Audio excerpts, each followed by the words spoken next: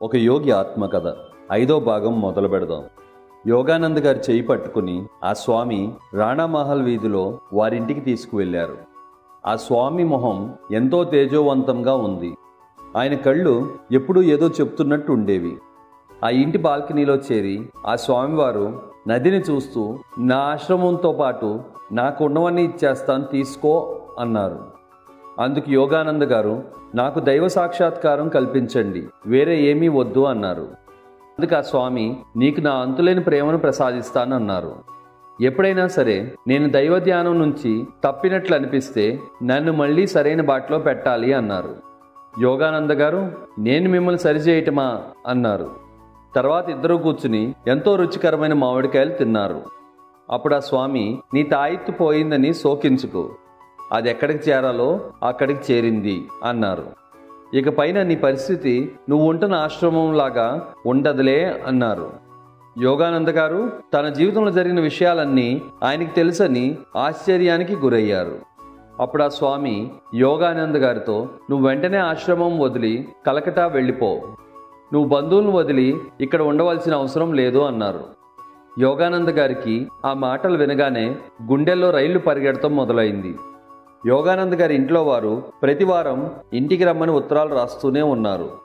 ఇంటి నుంచి బయలుదేరే సమయంలో ఆయన అన్నగారైన అనంత్ గారు, వాడిని వదిలేయండి, వారం రోజులు ఆశ్రమంలో ఉండి తన బట్టలు తాను ఉతుక్కుని చాలీ చాలని తిండితో కడుపు మండితే దేవుణ్ణి వదిలేసి ఇంటికి వచ్చేస్తాడు అనే వెటకారంగా అన్న మాటలు గుర్తుకు వచ్చి, నేనిప్పుడు ఇంటికి వెళ్తే ఇంట్లో వాళ్ళ ముందు నవ్వులు పాలవుతానని ఆలోచించి యోగానంద గారు ఇట్లా అన్నారు, స్వామి, నేను ఇంటికి వెళ్ళను, మీరెక్కడికి వెళ్తే అక్కడికి వస్తాను, మీ పేరు అడ్రస్ ఇవ్వండి అన్నారు.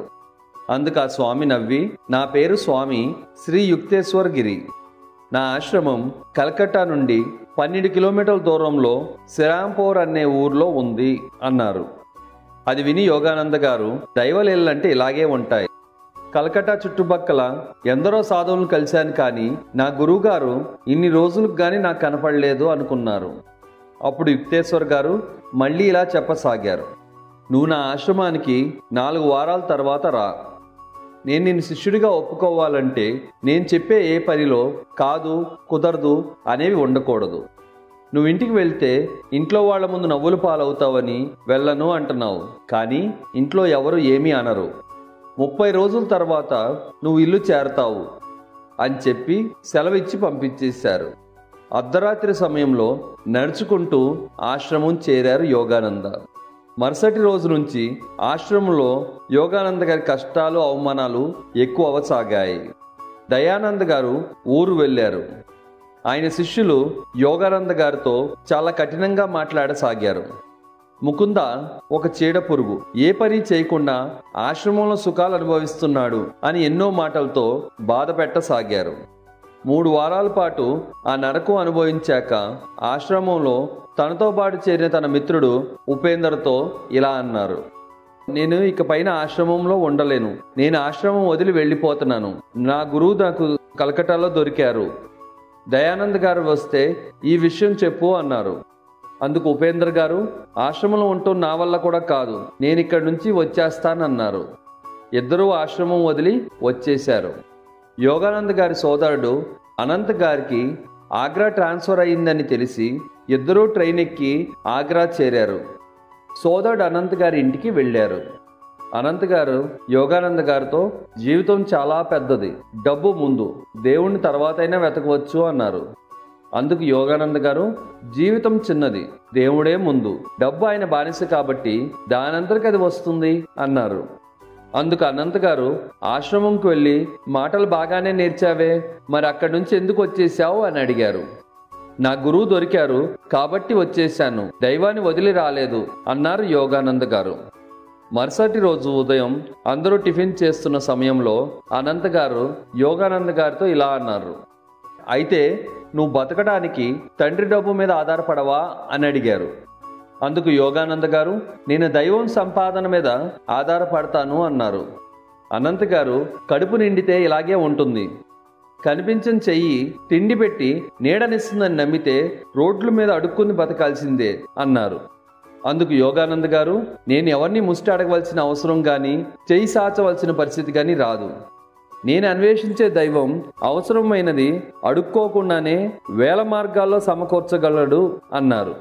అందుకు కోపంతో అనంత్ గారు, మాటలు చెప్పడం సులువు, చేతల్లో చూపిస్తే తెలుస్తుంది ఏది నిజమో ఏది భ్రమో. ఈరోజు నువ్వు కరెక్టో నేను కరెక్టో తేల్చుకుందాం. నీకు ఒక పరీక్ష పెడతాను. నిన్ను రేపు ఉదయం ట్రైన్ టికెట్ కొని బృందావనం పంపిస్తాను. జేబులో రూపాయి లేకుండా, కడుపు కాలకుండా, ఎవరికీ నీ కథ చెప్పి డబ్బులు ఆర్జించకుండా దైవ దర్శనం చేసుకుని మళ్ళీ ట్రైన్ టికెట్ కొనుక్కుని అర్ధరాత్రి సమయానికి నువ్వు నా ఇల్లు చేరితే నువ్వు కరెక్ట్ అని ఒప్పుకొని నీ దగ్గర శిష్యరికం స్వీకరిస్తాను అన్నారు. అందుకు యోగానంద గారు సరే అన్నారు. మరుసటి రోజు ఉదయం అనంత్ గారు ఉపేంద్రతో, నువ్వు కూడా యోగానందతో వెళ్ళు, ఏం జరిగిందో నాకు వచ్చి చెప్పు అన్నారు. ఉపేంద్ర గారు భయస్థుడై, మాకేదైనా జరిగితే మమ్మల్ని కాపాడమని కబురు పంపించడానికైనా కొన్ని రూపాయలు ఇవ్వండి అని అడిగారు. అందుకు అనంత్ గారు, కొన్ని రూపాయలు తీసుకున్నా మీరు ఓడిపోయినట్లే అన్నారు. యోగానంద గారు నవ్వి, ఏమీ అక్కర్లేదని చెప్పారు. అనంత్ గారు ఇద్దరికి బృందావనం వెళ్ళటానికి టికెట్స్ కొని ట్రైన్ ఎక్కించారు. బయలుదేరిన తర్వాత ఉపేంద్ర గారు, నేను ఈ గొడవలో ఇరుక్కుపోయాను, ఇప్పుడు మన పరిస్థితి ఏంటి అని కంగారు పడసాగారు. అందుకు యోగానంద గారు, దైవం చూసుకుంటాళ్లే అన్నారు. అందుకు ఉపేంద్ర గిల్లి, ఇంత కంగారు పెట్టే పరిస్థితిలో దేవుడు పనిచేయగలరో లేదో అన్నాడు. బృందావనానికి ముందు స్టేషన్లో ట్రైన్ ఆగింది. ఇద్దరు వ్యక్తులు వచ్చి యోగానంద గారి ఎదురుగుండా కూర్చున్నారు. వారు యోగానంద గారితో, ఇంట్లో నుంచి పారిపోయి బృందావనం వెళ్తున్నావా అని అడిగారు. అందుకు యోగానంద గారు, మీరు మా గురించి తప్పుగా అనుకున్నారు, మేము ఇంట్లో నుండి పారిపోయిన వారం కాదు అన్నారు. అందుకు ఆ వ్యక్తి, నాకు దైవ చింతన ఎక్కువ, మీకు బృందావనంలో తిండి పెట్టించి ఆ దైవానికి సేవ చేయనివ్వండి అన్నారు.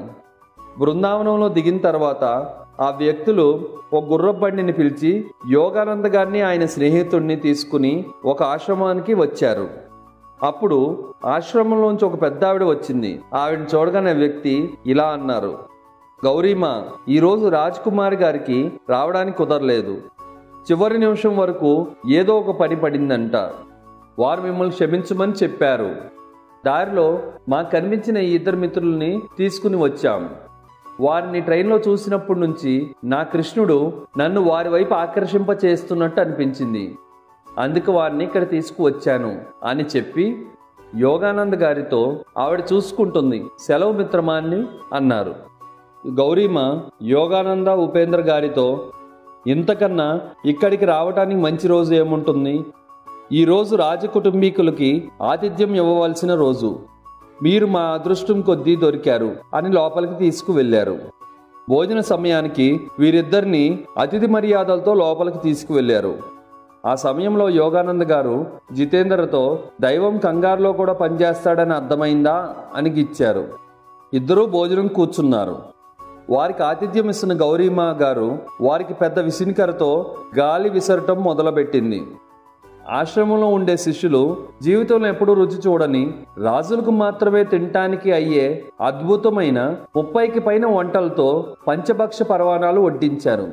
అది తిన్నంతసేపు యోగానంద గారు, ఇలాంటి తిండి తినడం కంటే అత్యవసరమైన పని ఆ యువరానికి ఏముందో మరి అనుకుంటూనే ఉన్నారు. ఉపేంద్ర గారు తిండి తిన్నంతసేపు దేవుడు నిజంగానే పనిచేస్తున్నాడు అన్నాడు. భోజనం తర్వాత యోగానంద గారు గౌరీమాతో, అమ్మా, మేం పుట్టిన తర్వాత ఇటువంటి తిండి తింటామని కల్లో కూడా అనుకోలేదు. మీరు పెట్టిన తిండి ఈ జన్మకి మర్చిపోవము అని ఆవిడ దగ్గర సెలవు తీసుకున్నారు. తర్వాత దర్శనానికి వెళ్ళటానికి, పూజకి, ఇంటికి వెళ్ళటానికి డబ్బులు లేక, ఏం చేసేది లేక ఒక మర్రి చెట్టు కింద కూర్చున్నారు. మళ్ళీ ఉపేంద్ర గారికి ఆశ సన్నగిల్లడం మొదలైంది. ఏదో యాదృచ్ఛికంగా తిండి దొరికింది, కానీ దైవం మనకు అసలు సహాయం చేస్తాడా అనిపిస్తోంది అన్నాడు. యోగానంద గారు, ఉపేంద్ర, మళ్ళీ దైవాన్ని అనుమానిస్తున్నావా అన్నారు. ఆ సమయానికి ఒక కుర్రవాడు అక్కడికి చేరుకుని, స్వామి, మీరు ఇక్కడ కొత్తలాగా ఉన్నారు, నేను చూడవలసిన ప్రదేశాలన్నీ చూపిస్తాను అని యోగానంద గారితో అన్నారు. అందుకు యోగానంద గారు, నేను స్వామిని కాను, నువ్వు మా మీద దయతలిచి ఏమీ చూపించనక్కర్లేదన్నారు. అందుకు ఆ కుర్రవాడు, స్వామి, మీరే నా గురువు, ఈరోజు మధ్యాహ్నం ధ్యానంలో శ్రీకృష్ణుడు నాకు చెట్టు కింద ఉన్న మిమ్మల్ని చూపించి ఆయనే నీ గురువు, సేవలు చేయి అన్నారు. అందుకే ఇక్కడికి వచ్చాను అన్నారు. అది విని యోగానంద ఉపేంద్ర గారు ఆశ్చర్యంతో నోట మాట రాలేదు. మళ్ళీ ఆ కుర్రవాడు, స్వామి మీరు వచ్చి నా ఇంట్లో మీ కాళ్ళు పెట్టి పవిత్రత తండి స్వామి అన్నారు. అందుకు యోగానంద గారు, మాకంత సమయం లేదు, రాత్రి ఆగ్రా చేరుకోవాలి అన్నారు. అప్పుడు ఆ కుర్రవాడు, అయితే స్వామి మీకు బృందావనం అంతా చూపించి గుడిలో పూజలు చేయించే అవకాశం నాకు కల్పించండి స్వామి అన్నారు. యోగానంద గారు సరే అన్నారు. ఆ కుర్రవాడు గుర్రబండిలో బృందావనం మొత్తం చూపించి పూజలన్నీ చేయించాడు. అన్ని కార్యక్రమాలు పూర్తయ్యేసరికి చీకట పడింది. వారిద్దరిని రైల్వే స్టేషన్ దగ్గర దింపి ఆ కుర్రవాడు ఇప్పుడే వస్తానని ఎటో వెళ్ళిపోయాడు. ఉపేంద్ర గారికి మళ్ళీ భయం మొదలైంది. అన్నీ అయిపోయాయి కానీ మళ్ళీ వెనక్కి వెళ్ళటానికి ట్రైన్ టికెట్స్ డబ్బులు లేవుగా అని ఆలోచించసాగాడు. కొంతసేపటికి ఆ కుర్రవాడు మళ్ళీ వచ్చి, స్వామి గురువు దగ్గర శిష్యులుగా చేరేటప్పుడు ఒట్టి చేతులతో రాకూడదు అని చెప్పి ఎన్నో స్వీట్ డబ్బాలు, కొంత డబ్బులు, వారికి ఆగ్రా టికెట్స్ చేతిలో పెట్టి పాదాభినందనం చేశారు. ఆ కుర్రవాడి పేరు ప్రతాప్ చటర్జీ. యోగానంద గారికి నడిపించే అభయహస్తం గుర్తుకు వచ్చింది. తనకు సహాయం చేస్తున్న దైవాన్ని మనసులో కృతజ్ఞత తెలుపుకున్నారు. ట్రైన్ రావడానికి ఇంకా సమయం ఉంది. ప్రతాప్తో యోగానంద గారు, నేను నీకు లాహరి మాస్యా గారి శిష్యుల నుంచి నేను నేర్చుకున్న క్రియాయోగా నేర్పుతాను అని చెప్పి అరగంటలో క్రియాయోగా నేర్పించి ప్రతాప్తో కొన్ని వేల సంవత్సరాలు దహించడానికి పట్టే కర్మని క్రియాయోగా చాలా తక్కువ సమయాల్లో దహించగలదు. ఆత్మ సాక్షాత్కారానికి కూడా దీనికి మించిన సాధనం లేదు అని చెప్పి ప్రతాప్ దగ్గర సెలవు తీసుకుని ఆగ్రా బయలుదేరారు. అర్ధరాత్రి సమయానికి యోగానంద గారు ఉపేంద్ర గారితో కలిసి అనంత్ గారి ఇల్లు చేరారు. అనంత్ గారి మొహం ఆశ్చర్యంతో నిండిపోయింది. అప్పుడు యోగానంద స్వీట్స్, డబ్బులు టేబుల్ మీద పెట్టారు. వెంటనే అనంత్ గారు ఉపేంద్ర గారితో ఏం జరిగింది అని అడిగారు. ఉపేంద్ర గారు జరిగిందంతా చెప్పారు. కొంతసేపు తర్వాత అనంత్ గారు, ఈరోజు నాకు నమ్మకానికి డబ్బుకి ఉన్న సంబంధం అర్థమైంది అన్నారు. తర్వాత అనంత్ గారు యోగానంద గారి దగ్గర దీక్ష తీసుకుని క్రియాయోగా నేర్చుకున్నారు. ఆ తర్వాత రోజు యోగానంద గారు ఉపేంద్రతో కలిసి తాజ్మహల్ని దర్శించారు. ట్రైన్లో కల్కట్టా బయలుదేరారు. దారిలో ఉపేంద్ర గారు, ముకుంద నా తల్లిదండ్రులను చూసి చాలా కాలమైంది, వారిని దర్శించిన తర్వాత గురువుగారి దగ్గరికి తర్వాత వస్తా అని కల్కట్టాలో దిగిపోయారు. యోగానంద గారు కల్కటా నుంచి లోకల్ ట్రైన్లో శ్రీరాంపూర్ చేరారు. ఆయన గురువుగారి ఇల్లు చేరి ఆయన వసార్లో నుంచున్నారు. గదిలో పులి చర్మం మీద కూర్చున్న శ్రీ యుక్తేశ్వర్ గారు వచ్చావా అన్నారు. యోగానంద గారు వచ్చాను స్వామి అని ఆయనకు పాదాభినందనం చేశారు. నేను చెప్పినట్టు ఆశ్రమం వదిలి ఇంటికి వెళ్ళలేదు కదా, మరి ఎందుకు వచ్చావు అన్నారు. యోగానంద గారు ఇకపైన ఎప్పుడు మీ మాటే శాసనం అన్నారు. అందుకు యుక్తేశ్వర్ గారు, అయితే నీ జీవితాన్ని నేను దారిలో పెడతానన్నారు. ఇప్పుడు నా మొదటి ఆజ్ఞ నీకేమిటంటే నువ్వు ఇంటికి వెళ్ళి అక్కడే ఉంటూ కలకట్టాలో కాలేజీలో చేరి చదువు కంప్లీట్ చేయాలి అన్నారు. అందుకు యోగానంద గారు, సరే స్వామి మీరు ఎలా చెప్తే అలాగే చేస్తాను అన్నారు. కానీ మనసులో నా తండ్రి నా గురువు నా చదువు మీద పడ్డారేంటి అనుకున్నారు. ఆయన మనసులో మాటను గ్రహించిన స్వామివారు, నువ్వు రేపు విదేశాల్లో ప్రసంగించినప్పుడు అది ఉపయోగపడుతుంది అన్నారు. యోగానంద గారు సరే అన్నారు. యుక్తేశ్వర్ గారు రా ఇల్లు చూపిస్తా అని తీసుకువెళ్ళారు. ఒక గదిలో గోడకు పూలమాల వేసిన లాహిరి మాస్యా గారి ఫోటోను చూసి ఆ ఫోటోకి యోగానంద గారు పాదాభినందనం చేశారు. ఈయన ఫోటో ఇక్కడ ఉందేమిటి అని అడిగారు. అందుకు యుక్తేశ్వర్ గారు, వారు నా గురువు గారు, యోగుల కన్నా ఎక్కువైన వారు అన్నారు. యుక్తేశ్వర్ గారి ఇల్లు రాతి కట్టడం 2 అంతస్తుల్లో ఉంది. ఇంటి చుట్టూ తోట ఉంది. యోగానంద గారు రాత్రికి గురువుగారితోనే ఉన్నారు. యోగానంద గారు, స్వామి మీ జీవితం గురించి చెప్పండి అని అడిగారు. అందుకు స్వామి ఇలా అన్నారు, నా అసలు పేరు ప్రియానాథ్ కరార్. నేను శ్రీరాంపూర్లోనే పుట్టాను. మా తండ్రి సంపన్నమైన వ్యాపారవేత్త. ఆయన తదనంతరం నాకు వచ్చిన ఈ పెద్ద ఇల్లే ఇప్పుడు నా ఆశ్రమం. వయసులో ఉన్నప్పుడు ఇంటి బాధ్యతలు తీసుకున్నాను. పెళ్ళయింది, ఒక కూతురు కూడా పుట్టింది. ఆవిడకు పెళ్లి కూడా చేశాను. మధ్య వయసులో లాహరి మాసియా గారి శిష్యుడిని అయ్యాను. మా ఆవిడ చనిపోయిన తర్వాత సన్యాసం తీసుకున్నాను. అప్పుడు నాకు యుక్తేశ్వర్ గిరి అని నామకరణం చేశారు అన్నారు. యోగానంద గారు కొన్ని కథలు చెప్పండి వింటాను అన్నారు. అందుకు స్వామివారు నా జీవితంలో జరిగిన 3 కథలు వాటి నీతులు చెప్తాను విను అన్నారు. మొదటి కథ, నా చిన్నతనంలో నా తల్లి నన్ను ఆ చీకట్లో దెయ్యం ఉందని చెప్పి భయపెట్టింది. నేను పరిగెత్తుకుని వెళ్ళి అయ్యో నేను వెళ్ళేసరికి అది వెళ్ళిపోయింది, మిస్ అయ్యిందే అని నిరుత్సాహపడ్డాను. ఆ తర్వాత ఆమె అలాంటి కథలు ఎప్పుడూ చెప్పలేదు. ఇందులో నీతి ఏంటంటే భయం కళ్ళలో ధైర్యంగా చూడు, అది నిన్ను ఇబ్బంది పెడతాం మానేస్తుంది. రెండో కథ, పక్కింటి వాళ్ళ ఇంట్లో ఒక అందవిహీనంగా ఉండే కుక్క ఉండేది. ఆ కుక్క నాకు కావాలని వారాల పాటు ఏడ్చాను. ఆ సమయంలో ఇంకా మంచి కుక్క పిల్లని చూపించినా నేను ఒప్పుకోలేదు. ఈ కథలో నీతి ఏంటంటే ఏ వస్తువు గురించి అయినా సరే, ఏ మనిషి గురించి కానీ ఎక్కువగా ఆలోచిస్తే ఆ వ్యక్తి కానీ ఆ వస్తువు కానీ లేకపోతే మనం బతకలేమనే వ్యసనానికి లోనవుతాం. మన జీవితంలో అంతకన్నా మంచివి ఎన్నో వచ్చినా అవి మనకు కనిపించవు. మూడో కథ, మా అమ్మగారు ఎక్కువసార్లు తరచుగానే మాట, ఎవరైనా ఉద్యోగంలో చేరితే ఆ ఉద్యోగం ఇచ్చిన వాడికి బానిసే అనేవారు. ఆ మాటలు నా మీద ఎంత ప్రభావం చూపించాయి అంటే పెళ్ళైన తర్వాత కూడా ఏ ఉద్యోగం చేయలేదు. అలా నా తండ్రి ఇచ్చిన ఆస్తిని ఖర్చు చేస్తూ బతికేసేవాడిని. ఈ కథలో నీతి ఏంటంటే చిన్నతనంలో పిల్లల మనసులో ఏమి నాడుతున్నామో చూసుకోవాలి, అవి వారి జీవితాన్ని నిర్ణయిస్తాయి అన్నారు. తర్వాత యోగానంద గారికి ఒక మంచం ఇచ్చి పడుకోమన్నారు స్వామి. ఉదయాన్నే స్వామివారి యోగానంద గారితో తండ్రి నుంచి కేబాలానంద గారి దగ్గర నుండి నేర్చుకున్న క్రియాయోగాన్ని మళ్ళీ నేర్పించారు. ఆ రోజు మధ్యాహ్నం ఆయన దగ్గర సెలవు తీసుకుని యోగానంద గారు ఇంటికి బయలుదేరారు. ఈ కథ ఇక్కడికి ఆపేద్దాం. మరొక భాగంతో మళ్ళీ కలుద్దాం.